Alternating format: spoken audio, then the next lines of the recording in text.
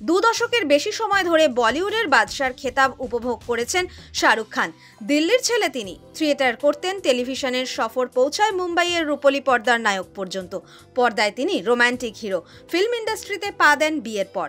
যদিও সেই সময় বিবাহিত নায়কের বিশেষ চল ছিল না, সেই ধারা ভেঙেছেন শাহরুখ নিজের কর্মজীবন এবং পরিবার নিয়েই বেশিরভাগ সময় ব্যস্ত থাকেন। বিতর্ক থেকে নিজেকে দূরে সরিয়ে রাখতেই পছন্দ করেন তিনি। তবুও বিতর্ক তার পিছু ছাড়েনি। একটা সময় শোনা যায় প্রিয়াঙ্কা চোপড়ার সঙ্গে বিবাহ বহির্ভূত সম্পর্কে জড়ান অভিনেতা। শুধু তাই নয়, তার গায়ে লাগে সমকামী তকমাও। বলিউডে প্রথম সারির পরিচালক করণ জোহর থেকে শুরু করে প্রযোজক বিবেক ভাসওয়ানির সঙ্গেও নাকি তার সম্পর্ক ছিল। তবে শাহরুখকে নিয়ে এই ফিসফিসানি কতটা সত্যি জানালেন শাহরুখের জোশ ছবির প্রযোজক বিবেক। শাহরুখ খান তখন বিবাহিত।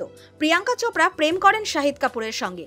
যদিও পর্দায় শাহরুখ প্রিয়াঙ্কা জুটি তখন বিপুল জনপ্রিয়। তাদের রসায়ন নিয়ে উচ্ছ্বসিত ছিল দর্শক মহল। শোনা যায় সেই সময় তলে তলে ব্যক্তিগত জীবনেও সম্পর্ক গড়ে উঠেছিল তাদের। প্রিয়াঙ্কার সঙ্গে তার সম্পর্ক নিয়ে মুখ খোলেননি শাহরুখও। বরাবরই প্রিয়াঙ্কাকে সহকর্মী বলে পরিচয় দিয়েছেন। তবে সত্যি কি যা রটে তার কিছু ঘটে?